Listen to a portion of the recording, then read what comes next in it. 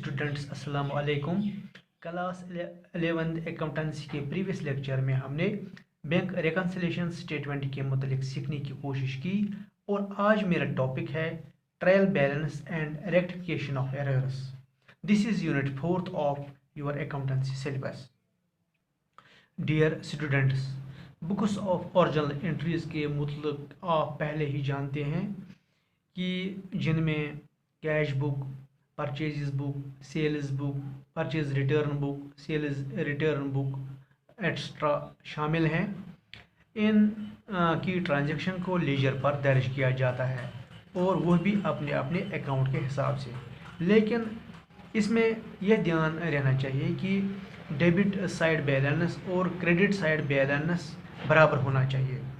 इसको वेरीफाई करने के लिए एक शेड्यूल तैयार किया जाता है जिसे ट्रायल बैलेंस कहते हैं और उसे चेक किया जाता है कि अगर कहीं लेजर अकाउंट्स के दोनों साइड्स में और डेबिट और क्रेडिट साइड बराबर ना हो, क्योंकि इसके लिए एक रूल बना हुआ है जिसमें कहा गया है कि accounting equation remains balanced all the time and for every business transaction there is an equal debit and credit।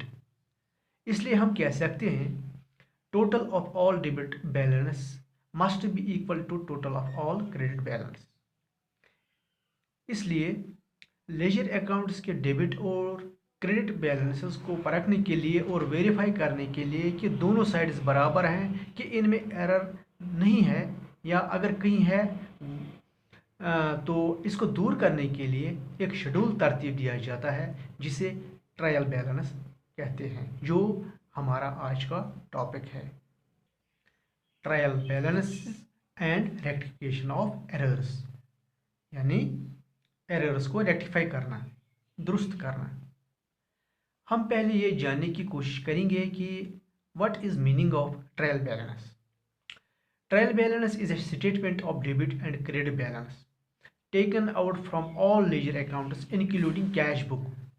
जैसा कि आपको पहले ही बताया गया है, एक रूल बना हुआ है कि जिसमें कहा गया है हर बिजनेस ट्रांजैक्शन का डेबिट और क्रेडिट साइड बराबर होना चाहिए और इसको परखने के लिए, इसको वेरीफाई करने के लिए ट्रायल बैलेंस की मदद से ये चेक किया जाता है और इस शेड्यूल से हम यकीन करते हैं कि हर कोई ट्रांजैक्शन बिल्कुल एरर फ्री है। आमतौर पर ट्रायल बैलेंस माली साल के अख्ताम पर तैयार किया जाता है और इसे फाइनल अकाउंट्स बनाने में बहुत मदद मिलती है। लेकिन इसको हम महीने के एंड पर भी बना सकते हैं और क्वार्टरली भी बना सकते हैं। जब हमें इसकी ज़रूरत महसूस हो जाएगी हम ट्रायल बैलेंस का शेड्यूल तैयार कर सकते हैं। दरअसल ट्रायल बैलेंस की 4 बड़े मकासद हैं, यानी ऑब्जेक्टिव्स हैं। पहला यह है कि to ascertain arithmetical accuracy.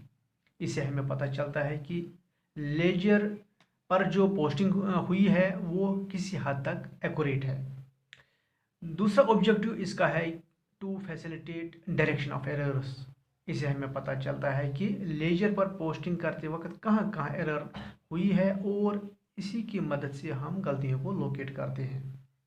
Third objective जो इसका है वो है to facilitate preparation of financial statements, यानी ट्रायल बैलेंस के ज़रिए से ही हम फाइनेंशियल स्टेटमेंट्स बनाते हैं, क्योंकि ट्रायल बैलेंस में तमाम लेजर जो अकाउंट्स हैं का इंदराज होता है और फिर हमें फाइनेंशियल स्टेटमेंट्स बनाने में आसानी हो जाती है।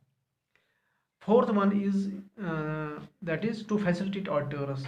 चूँकि ट्रायल बैलेंस की मदद से एरर्स को पहले ही लोकेट करके दूर किया जाता है और एश्योर किया जाता है कि लेजर की हर ट्रांजैक्शन का डेबिट और क्रेडिट साइड बराबर है और इसे ऑडिटर्स को भी आसानी हो जाती है और लेजर अकाउंट्स की एक्यूरेसी जानने में मदद मिल जाती है।